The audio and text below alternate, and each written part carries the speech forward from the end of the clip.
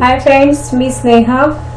आज या व्हिडिओमध्ये इयत्ता 10वीच्या मराठीच्या अभ्यासाची सुरुवात कशी करावी याबद्दल आपण चर्चा करणार आहोत आणि हा व्हिडिओ अर्थातच इंग्लिश मीडियमच्या विद्यार्थ्यांसाठी खूप इम्पॉर्टंट आहे आणि हा इंग्लिश मीडियमच्या विद्यार्थ्यांसाठी मी केला आहे, सो मी हिंदीमधून पण मी नक्कीच सांगायचा प्रयत्न करेन। मला असं वाटतं 10वीत आल्यानंतर आपण विद्यार्थी तर आहोत, पण प्रत्येकाने परीक्षार्थी होणं गरजेचं आहे। परीक्षार्थी म्हणजे काय, तर थोडक्यात परीक्षेमध्ये कसे मार्क्स मिळवायचे याचा विचार जर आपण आधीच केला किंवा कोणते प्रश्न जास्त महत्वाचे, अभ्यास करण्याची कशी अभ्यास कसा केला पाहिजे किंवा सुरुवातीपासूनच कोणत्या गोष्टींकडे लक्ष दिलं पाहिजे, याचं सगळ्यात थोडक्यात जर आपल्याकडे प्लॅनिंग असेल ना, तर आपला अभ्यास छान होणार आणि आपल्याला त्यामुळे आत्मविश्वास सुद्धा येणार। सो हा व्हिडिओ मी खास करून माझ्या अशा स्टुडंटसाठी बनवलेला आहे की ज्यांना मराठीची थोडीशी भीती वाटते, थोडीशी म्हणजे थोडी जास्तच भीती वाटते आणि त्यांना फार गोंधळ असतो त्यांच्या मनामध्ये की नाही आम्हाला मराठीचा पेपर खूप कठीण जाणार। सो अशा माझ्या स्टुडंटसाठी हा मी व्हिडिओ बनवलेला आहे की तुम्हाला या व्हिडिओमध्ये मला हे सांगायचं आहे की आपण या वर्षभराचं मराठीच्या अभ्यासाचं प्लॅनिंग कसं करू शकतो, तुमचे कोणते कन्फर्म मार्क्स आहेत आणि क्या करना जरूरी है, इसके बारे में ये वीडियो है। सो स्टार्ट करें। सो 2020च्या बोर्ड परीक्षेनुसार तुमचा 100 मार्क्सचा पेपर आहे, त्यातले जर 20 मार्क्स मायनस केले तर ते ओरल साठी आहेत आणि 80 मार्क्सचा तुम्हाला लिखाणाचा पेपर है, मीन्स रिटर्न पेपर आपका 80 मार्क्स का है। सो इसमें कैसे डिवाइड किया जा रहा है, सो गद्य मीन्स लेसन्स 18 मार्क्स है, पद्य मीन्स पोयम 16 मार्क्स के हैं, स्थूल वाचन मीन्स रैपिड रीडिंग 6 मार्क्स का है, ग्रामर 16 मार्क्स का है, उपयोजित लिखन मीन्स राइटिंग स्किल 24 मार्क्स का है। सो कुल मिला के 80 मार्क्स का आपका पेपर है। अभी आप बोलेंगे कि ये एग्जाम पेपर हमें क्यों पहले ही बताया जा रहा है, पण मला असं वाटतं की जर आपल्याला एक्झाम पेपर जर आपल्या डोळ्यासमोर असेल तर आपल्याला नेमकं कळतं की मार्क्स कसे आणि कुठून मिळवायचे। सो विभाग 1 मीन्स गद्य हा एकूण 18 मार्कांचा आहे, त्याच्यामध्ये नेमकं काय विचारलं जातं। सो 2 पैसेज आपको दिए जाते हैं और उसमें एक अनसीन पैसेज होता है, हर पैसेज 7 मार्क्स का होता है और उसमें कोणते लिहा, काते लिहा, कृति पूर्ण करा, स्वमत लेकिन 3 मार्क का होता है और अपठित मीन्स अनसीन जो पैसेज होता है वो 4 मार्क का है और उसमें सिर्फ ऑब्जेक्टिव क्वेश्चंस होते हैं। ऐसे कुल मिलाकर 18 मार्क्स का गद्य विभाग होता है। पद्य विभाग 16 मार्कांचा आहे। एक कविता आहे ती पॅसेजवर येणार, म्हणजे एक पॅसेज म्हणून दिली जाणार आणि त्याच्यावरती ऑब्जेक्टिव्ह सगळे क्वेश्चन्स विचारले जातील आणि त्यामधले फक्त 2 मार्क हे काव्य सौंदर्यासाठी आहे, म्हणजे पहिले 4 चौकट पूर्ण करा, आकृती, शब्दांचे अर्थ लिहा, जो महत्वाचा प्रश्न आहे की जो विचारलाच जातो, आणि काव्य सौंदर्य जे ब्रीफ आन्सर आहे, जे फक्त 2 मार्काचे, असे 2 मार्कांचे प्रश्न होतात। सो पहिला जो पॅसेज आहे तो 8 मार्कांचा आहे। सेकंड जो प्रश्न येतो तो कविता रसग्रहण, याच्यामध्ये 2 कविता दिल्या जातात, 2 पोएम्स आपको दी जाती है, एक ऑप्शन रहती है, आप जो भी आपकी अच्छी हो है ऐसी कविता के ऊपर आप ये क्वेश्चन सॉल्व कर सकते हैं। उसमें कौन से क्वेश्चंस होते हैं, तर कवितेचे कवी 1 मार्काला येतो, कवितेचा विषय कोणता 1 मार्क आणि कोणत्याही 2 ओळीचा तिथे काही ओळी दिलेल्या असतात त्याचा सरळ अर्थ तुम्हाला लिहायचा असतो जो 2 मार्कांचा आहे, आणि कविता आवडण्याचं कारण 2 मार्कांचा, आणि परत प्रस्तुत शब्दांचा अर्थ, मतलब वहां आपको कुछ वर्ड्स दिए जाएंगे उसके ही मीनिंग्स आपको लिखने हैं। सो ऐसे कुल मिला के पद्य विभाग 16 मार्क्स का होता है। तीसरा जो विभाग है तो रैपिड रीडिंग, जो 6 मार्क्स का है, उसमें कौन से भी 3 क्वेश्चन पूछे जाते हैं, जो कंपलसरी है, उसमें कोई ऑप्शन नहीं रहता और हर कोई क्वेश्चन 2 मार्क का होता है। विभाग 4 भाषा अभ्यास आणि व्याकरण। सो व्याकरण 16 मार्क्स का है। व्याकरण में क्या क्या पूछा जाता है, तो वाक्यांचा प्रकार ओळखा, बाद में उसका रूपांतर करना है, वाक्य प्रचारांचा अर्थ सांगून वाक्यात उपयोग करा, जो 4 मार्क का क्वेश्चन है। भाषिक घटक में समानार्थी, विरुद्धार्थी 1-1 मार्क के लिए पूछे जाते हैं। शब्द समूहाबद्दल एक शब्द 1 मार्कासाठी, वचन बदला 1 मार्कासाठी, लेखन नियमानुसार लेखन करा 2 मार्कांसाठी प्रश्न विचारला जातो, विरामचिन्हे ओळखा किंवा योग्य विरामचिन्हांचा वापर करा हा सुद्धा प्रश्न 2 मार्कांचा विचारला जातो। अभी है उपयोजित लेखन मीन्स राइटिंग स्किल 24 मार्क्स के लिए है। इसमें एक पत्र लेखन जो 6 मार्क्स के लिए, इसमें 2 ऑप्शन दिए होते हैं, मागणी पत्र असू शकतं, अनौपचारिक पत्र असू शकतं, कोणत्याही 2 पद्धतीचं पत्र विद्यार्थी प्रतिनिधी या नावाने तुम्हाला लिहायला येतं आणि त्यातलं कुठलंही एक पत्र तुम्ही लिहायचंय। दुसरा जो प्रश्न आहे कोणत्याही 2 कृती करा म्हणजे जाहिरात लेखन, बातमी लेखन किंवा कथा लेखन याच्यामध्ये तुम्ही करू शकता। पहिल्या प्रश्नामध्ये अ विभागामध्ये माझं सांगायचं राहिलं की पत्र लेखन तुम्ही करू शकता किंवा सारांश लेखन तुम्ही करू शकता। पत्र लेखनमध्ये 2 ऑप्शन्स आहेत आणि सारांश लेखन एकाच वरती असतं। आ विभागमध्ये जाहिरात लेखन, बातमी लेखन किंवा कथा लेखन कोणत्याही एका गोष्टीवरती 2 गोष्टींवरती तुम्ही कृती करू शकता। म्हणजेच दोन्ही गोष्टींना 5 मार्क्स असतात। म्हणजे जाहिरात लेखन करा आणि बातमी लेखन करा किंवा बातमी लेखन करा आणि कथा लेखन करा, कोणत्याही 2 कृती तुम्हाला सोडवायचे। उपयोजित लेखन जो लास्ट क्वेश्चन आहे निबंधाचा मीन्स निबंध यासाठी म्हणते की प्रसंग लेखन, आत्मलेखन, वैचारिक लेखन या थोडक्यात ह्याला निबंध म्हणतात आणि हे 8 मार्कांचं असतं आणि हे 3 ऑप्शंस आहेत मीन्स प्रसंग लेखन करो, आत्मलेखन लिख सकते हो इसके पॉइंट्स दिए होते हैं, वैचारिक लेखन त्याचे पण पॉइंट्स दिलेले असतात। कोणत्याही 3 पैकी तुम्हाला एकच निबंध लिहायचा आहे। सो आता तुम्ही म्हणाल तुम्ही तर आम्हाला प्रश्न पत्रिकेचं स्वरूप सांगितलं तर कन्फर्म मार्क्स कोणते, तर कन्फर्म मार्क्स हे आहेत की वैद्य विभागाचा विचार केला तर 18 पैकी 12 मार्क्स हे ऑब्जेक्टिव्ह आहेत। त्यापैकी 3 मार्कांचं स्वमत विचारलं जातं। 3 मार्क 2 पैसेजेस उसमें दो क्वेश्चन स्वमत के लिए है और वो 3 मार्क्स के हैं।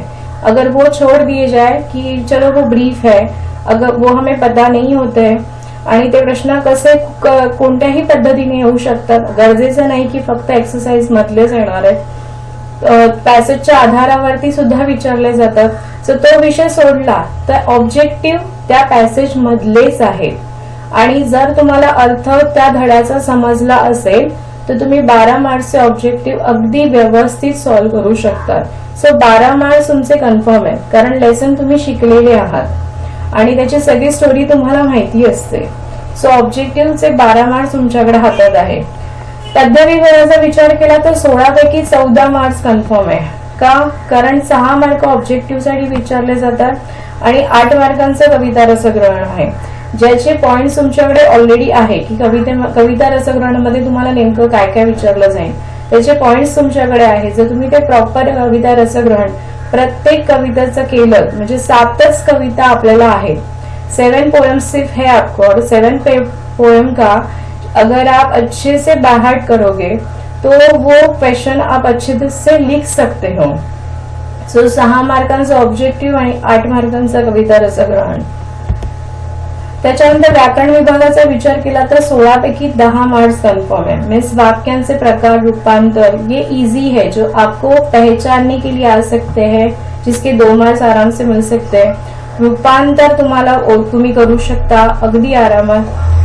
या चॅनलवरती वाक्यांचे प्रकार आणि परिवर्तन या नावाने एक माझा व्हिडिओ आहे, सो तो तुम्ही पाहिला तर तुमचे जे काही डाऊट्स असतील वाक्यांचा प्रकार याबद्दल ते तुमचे नक्कीच क्लिअर होतील, इतका तो डिटेलमध्ये व्हिडिओ आहे। त्याच्यानंतर विराम चिन्ह व्हेरी इझी, फक्त लिहिण्याची प्रॅक्टिस असली पाहिजे। मोस्ट ऑफ इंग्लिश मिडियमच्या मुलांचा प्रॉब्लेम हा असतो की स्पेलिंग मिस्टेक होतात। सो विरामचिन्ह ओळखण्यासाठी इझी आहे, पण एकदा लिहिलं तर तुम्ही आरामात विरामचिन्ह कशी करायची आहेत, त्याची नावं कशी आहेत ते पण तुम्ही लिहू शकता। सो विरामचिन्ह इझी है। वाक्य प्रचार लेसन में से ही आएंगे, जो हमारे बुक में है उसमें से ही आएंगे। सो वाक्य प्रचार 4 मार्क्स के हैं। अगर हम पहले से ही लेसन में अगर ध्यान देंगे तो इसका मीनिंग हमें पता होगा और हम सेंटेन्स बना भी सकते हैं। ते कसं ते पुढे मी तुम्हाला सांगेनच या चॅनलवरती। त्याच्यानंतर लेखन विभागामध्ये सगळे नियम वापरले तर छान मार्क्स मिलते। मीन्स लेखन विभाग मीन्स राइटिंग स्किल में अगर पत्र लेखन का कहा जाए तो उसके प्रॉपर कुछ रूल्स है और वो रूल्स अगर हम अच्छे से फॉलो करेंगे तो ऑब्वियसली हमें अच्छे मार्क्स मिलेंगे। जाहिरात लेखन, बातमी लेखन त्याच्यावरती सुद्धा या चॅनलवरती ऑलरेडी एक वेगवेगळे व्हिडिओ आहे, ते तुम्ही पाहू शकता। आणि जर ते रूल्स फॉलो केले आणि थोडीशी स्वतः लिहिण्याची प्रॅक्टिस केली तर त्यामध्ये तुम्हाला कन्फर्म मार्क्स मिळू शकतात। सो एकूण विचार केला तर 36 मार्क्स, मी रायटिंग स्किल बाजूला केलं तर 36 मार्क्स तुम्हाला हे कन्फर्म आहे, जे तुमचे कुठेच जाऊ शकत नाही। आणि सगळ्यात जास्त फोकस जर तुम्हाला करायचा असेल तर तुम्ही पद्य विभागावर करा, असं माझं मत आहे। सो आता आपल्याला काय करायची गरज है, हमें क्या करना बहुत जरूरी है।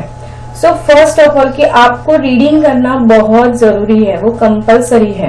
रोज 15 मिनट्स एटलीस्ट आपको रीड करना है। हो सके तो आप पहले लेसन्स करो, मीन्स आपका जो बुक है, टेक्स्ट बुक है, वो पहले पढ़ो। उसके बाद कुछ नए कुछ आपको ऐसे मिल रहे हैं तो वो पढ़ो, आपको उससे हेल्प मिलेगी। क्यों? क्योंकि आपका जो कॉन्फिडेंस है वो बढ़ जाएगा। जो ओरल एग्जाम में आपको रीडिंग पूछा जाता है, रीडिंग करने के लिए आपको बोला ही जाता है। सो तोंडी परीक्षेसाठी फार उपयुक्त आहे रीडिंग।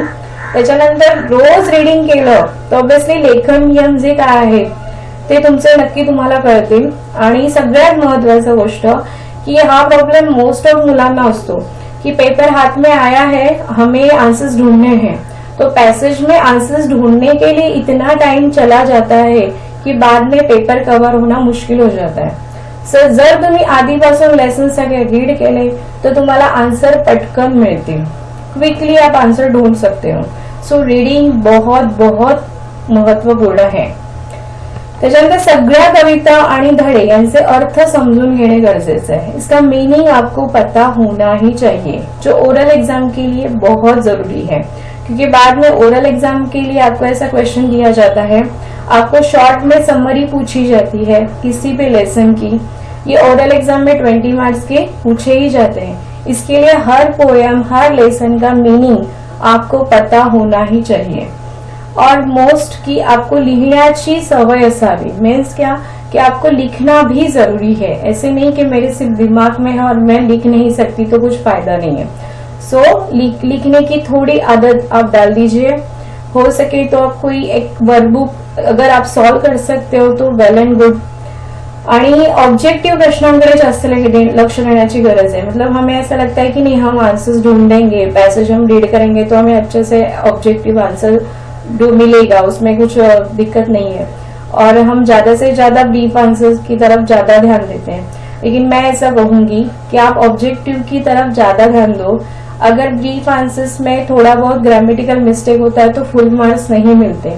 लेकिन अगर आप ऑब्जेक्टिव आंसर्स आपको अच्छे से आ रहे, ऊपर का आप अच्छे से कॉपी भी कर रहे हो तो आपका मार्क्स अच्छे से मिलेंगे। म्हणून ऑब्जेक्टिव्ह प्रश्नांकडे तितकंच लक्ष द्या जेवढं तुम्ही ब्रीफ आन्सर्सकडे लक्ष देता। आणि सगळ्यात महत्वाची गोष्ट की पोएमकडे जास्त लक्ष द्या। जसं फॉर एक्झाम्पल तुम्ही जर ज्योमेट्रीचा पेपर सॉल्व करताय तर तुम्ही थेरम्स बाय हार्ट करतात, त्याचप्रमाणे तुम्ही ठरवा की तुम्हाला मराठीचं सुद्धा तसंच करायचंय। सो 7 पोएम्स आपके पास है और वो 7 पोएम्स का कविता रसग्रहण कैसे होना चाहिए ये मैं आगे जाकर आपको इस मेरे वीडियो में बताऊंगी।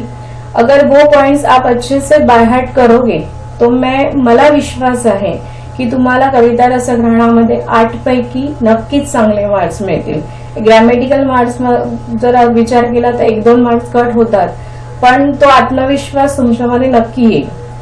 सो मला हे सांगायची फार गरज वाटते इकडे की स्नेहा मराठी ट्युटोरियल या चॅनलवरती याच्यानंतर 10वीचा प्रत्येक लेसन आणि प्रत्येक पोयम मी ह्याच्यानंतर शिकवणार आहे, ज्याची सुरुवात मी आजपासून करते। आणि तुम्ही माझ्या बरोबर जोडून राहा की जेणेकरून आपण मिळून हा अभ्यास करू। तुमच्या काही शंका असतील तर तुम्ही कमेंट बॉक्स मध्ये मला नक्की कळवा। माझ्याकडून मला तुम्हाला जितकी मदत करणं शक्य असेल तेवढी मी नक्की करेन। थँक यू व्हेरी मच आणि ऑल द बेस्ट तुमच्या या वर्षासाठी।